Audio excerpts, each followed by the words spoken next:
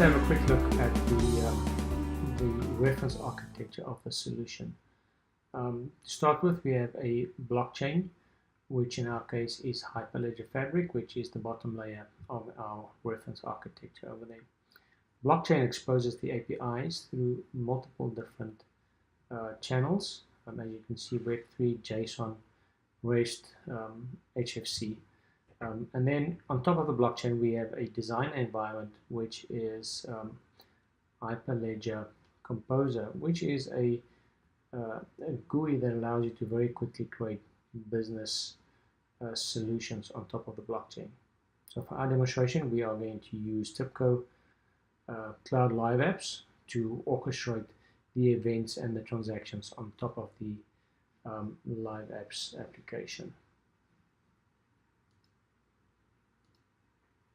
The components of the blockchain is as follows. We have a trader, which is a participant in our business network. A trader has a first name, last name, and a trader ID. In the LiveApps application, we are going to automatically create the trader ID, which is the first letter of the first name as well as the last name. Then we have an asset. The asset is a commodity in our case, which consists of a trading symbol, an exchange that the asset is traded on, a description of the asset, the units of the asset, and then the owner, which is really pointed to the trader we created already. With a commodity and a trader, we can do trades where we basically swap or change the owner name of an asset. And you can see the commodity is again just pointed to the commodity object. And then as soon as we execute a trade on the blockchain returns a transaction ID. This is a high-level flow of the solution where we basically just show the number of steps and more or less the order that this demo needs to work in. So before you can do anything, of course, you have to have a trader.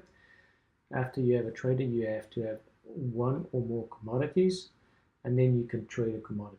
Now, of course, you have to have multiple traders in the system.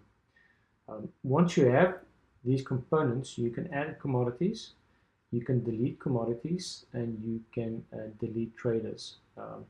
Adding commodities basically adds another object in our BPM LiveApps application, which then executes an API that adds a commodity on the blockchain for the specific trader.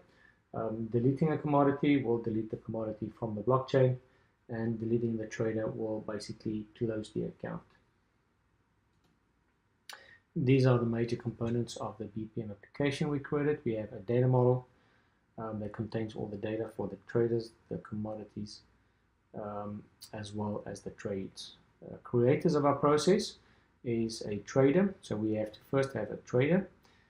After we have a trader, we can create commodities as actions, and then we have all these other actions that allows us to list all the transactions of trades that occurred. We can delete commodities, we can delete traders, and we can trade existing commodities. And these are all LiveApps processes that in turn executes REST APIs on the blockchain to effectively do the transactions on the blockchain itself. Just quickly have a look at the blockchain data model, or the LiveApps data model for the blockchain. It is very similar to the blockchain application. We have a trader, we have 3 commodities, we have a trade, and we have a basic case summary. And then the trader at the bottom, we have the details of the trader itself. We have commodity details, and we have the trade details. So that is the information we record in the LiveApps application. We can actually have more data, but for this exercise, we just created the basic data that we require for the blockchain application. So this will represent the off-chain data in our solution.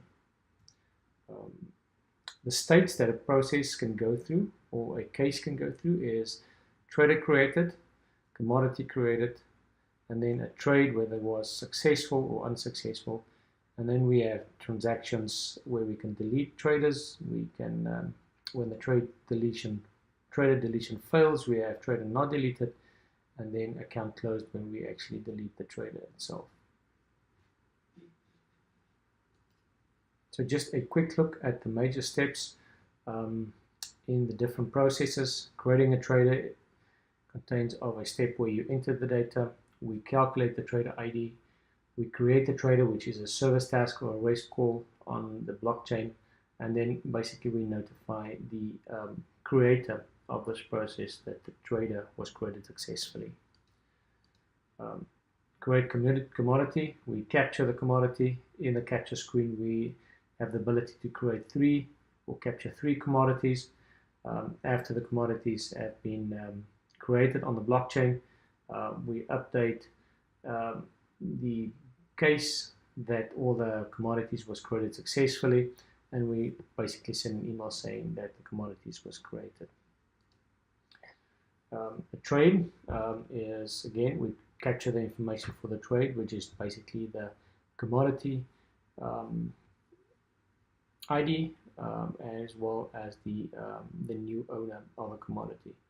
The execute trade is the REST call that executes the REST API on the blockchain that will basically change the owner of a commodity. And then we have a successful transaction summary and unsuccessful transaction summary, and that is just to record the information that we will be sending out as an email in the trade confirmation and unsuccessful trade steps in the process. And then we also have two user tasks at the end, basically showing the successful or the unsuccessful trade.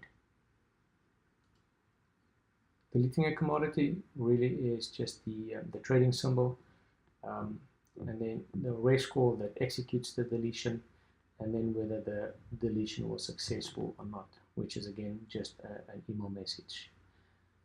So that's more or less the high-level overview of the solution.